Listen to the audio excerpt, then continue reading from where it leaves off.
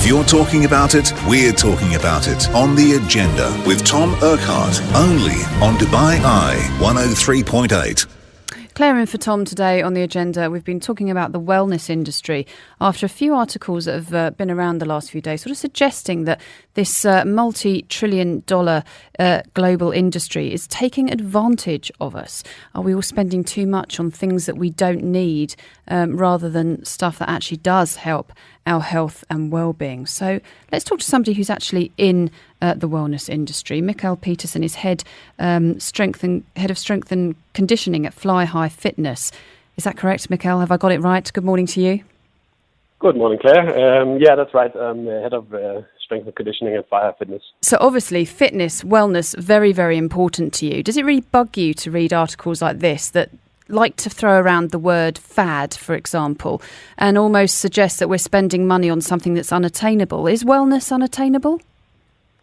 I definitely think wellness is attainable, but there is a lot of people that make a lot of money on trying to sell us things that doesn't work.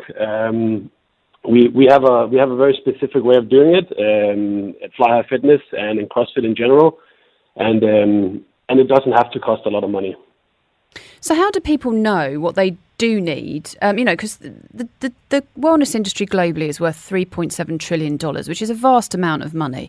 So we're all spending quite a lot of money to try to achieve wellness. How does somebody know what they need? Because everybody's different, right? So if you start buying this fad or that fad, it might not work for you. So how do you know what works for you? Yeah, it's definitely a jungle out there. But I think first of all, we have to realize that there's no quick fixes to this. So if somebody says that this is a fat-burning food or a fat-burning pill or something like that, you can forget about that. It doesn't work like that. It takes hard work and it takes a lot of time. So as soon as people start suggesting quick fixes, you know that they're either lying to you or trying to make an easy buck. So what are the things that we should be looking at? Is it sort of fitness number one, or is it diet, or is it a combination? Yeah, so one of the biggest lies that the fitness industry tells is that if you do enough fitness, then you'll get slim, you'll get a six-pack, and you'll be healthy. Now, this is basically a lie. I usually tell my clients that you cannot outtrain a bad diet. So no matter how many hours you spend in the gym, if you eat McDonald's, if you eat unhealthy food every day, you're simply not going to get slimmer or put that or get that six-pack that you want. So we need to focus on nutrition. We need to make sure that our body gets the right building blocks to become healthy. So that means tons of micronutrients, so eating a lot of vegetables, getting our macros right, getting the right amount of carbs, fats, and definitely protein.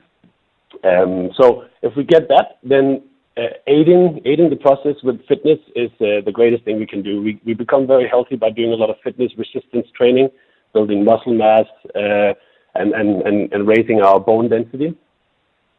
So that doesn't sound like it's going to cost me an absolute fortune, and it certainly doesn't sound like I need to fork out on loads of supplements and gadgets, which is what a lot of advertising might suggest that I do. Yeah, exactly. There's a lot of things out there. There's EMS, there's a ton of supplements. EMS, for those that doesn't know, is electrical muscle stimulation. They promise you to get fit in 20 minutes. Oh, is that the thing that I've sort of plugged to my stomach and it will give me a six-pack?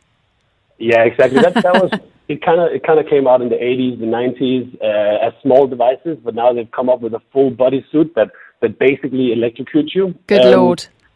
Well, yeah, while you're lying on your sofa, you can be electrocuted into shape. Is that correct? No, so they actually have you do exercises while you're being electrocuted. Okay. So in that retrospect, it kind of helps a little bit, but the promise of working out 20 minutes a week and then getting fit, it doesn't work like that. And we know for a fact that we need resistance training, so we need to lift weights, we need to move objects around us to build muscle. Now, you talked about supplements as well. There's a lot of pre, during, and post workout supplements out there. There's amino acids, this and that. And to be completely frank, none of it is needed as long as you have a proper diet. So if you're getting what you need through your meals, then you don't need any of this. You can sort of use some of it to gain a small edge on your competition. Let's say you're a competitor, but it's very minuscule.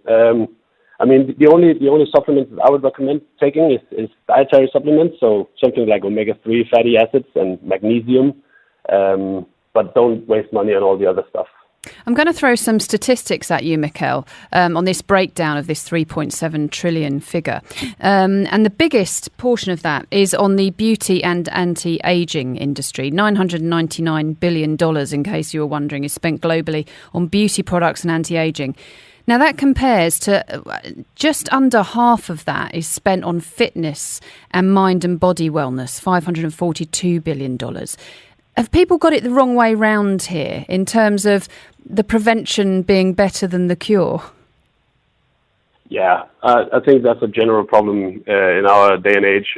We try to symptom treat too much instead of actually dealing with the root of the problem.